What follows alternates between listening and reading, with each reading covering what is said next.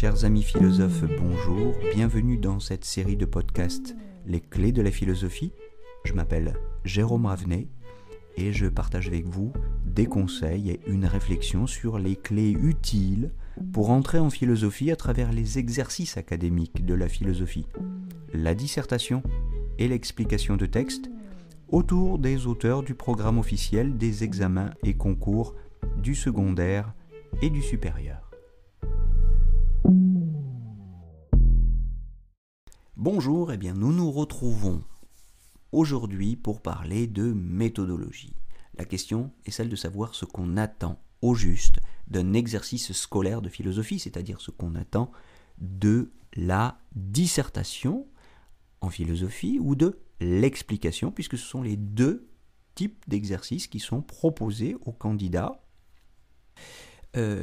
au lycée comme à l'université, à l'écrit comme à l'oral.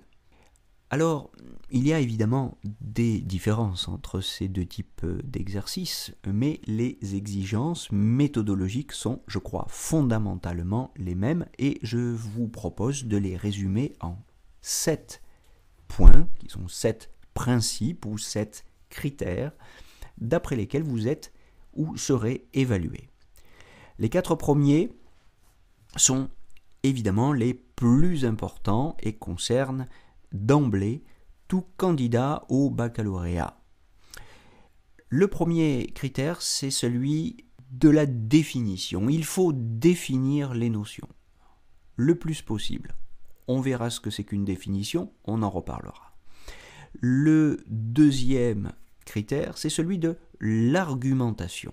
Quelle que soit la thèse que vous défendez, et vous allez soutenir tour à tour le oui et le non, le pour et le contre, même si vous n'êtes pas d'accord avec une thèse que vous restituez, vous devez vous efforcer d'en reconstruire l'argumentaire. Le troisième critère, c'est celui de la problématisation. Il faut soulever des difficultés, les ciseler autant que possible jusqu'à la contradiction. On y reviendra aussi. On fera un petit podcast plus précis sur cet exercice de la problématisation. Le quatrième critère, c'est celui de la pertinence. Il faut coller au sujet. Ça semble être une platitude, une évidence, mais je tiens à souligner que le hors-sujet est très certainement le défaut le plus commun chez les candidats aux examens et aux concours de philosophie. Ce sont les 4 exigences principales les plus fondamentales sur lesquelles vous devez tout d'abord insister, que vous devez comprendre et mettre en pratique. Je répète, définition, argumentation, problématisation et pertinence. Mais il y a des exigences annexes qui ne sont pas à mépriser, spécialement si on a des ambitions universitaires, si on participe au concours général de philosophie, etc. Ces 3 exigences annexes, structuration. D'abord, structuration, organisation du propos, en 2 parties minimum, en 3 éventuellement, on y reviendra sans doute, mais le propos ne peut pas être un simple empilement de pensées qui se suivent plus ou moins. Ensuite, sixième critère, qui est donc le deuxième critère annexe, si vous voulez, celui d'illustrer son propos, aussi précisément que possible par des exemples concrets et bien sûr pertinents. Le correcteur évaluera la pertinence des exemples que vous mobilisez avec le sujet proposé, avec l'argumentaire que vous tentez vous-même de développer.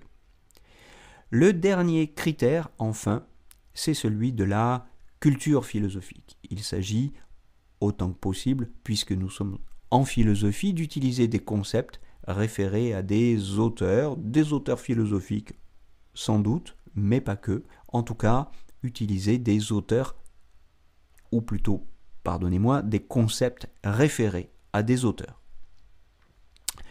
Voilà, si vous avez une première idée des critères, des 7 critères à partir desquels vous êtes évalué, ce n'est pas si mal, vous éviterez peut-être de remplir aveuglément du papier car vous n'êtes pas noté au kilo.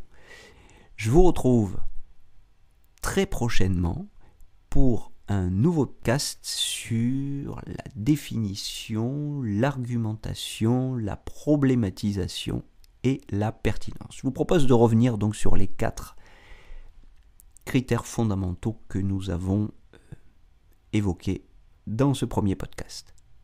À bientôt!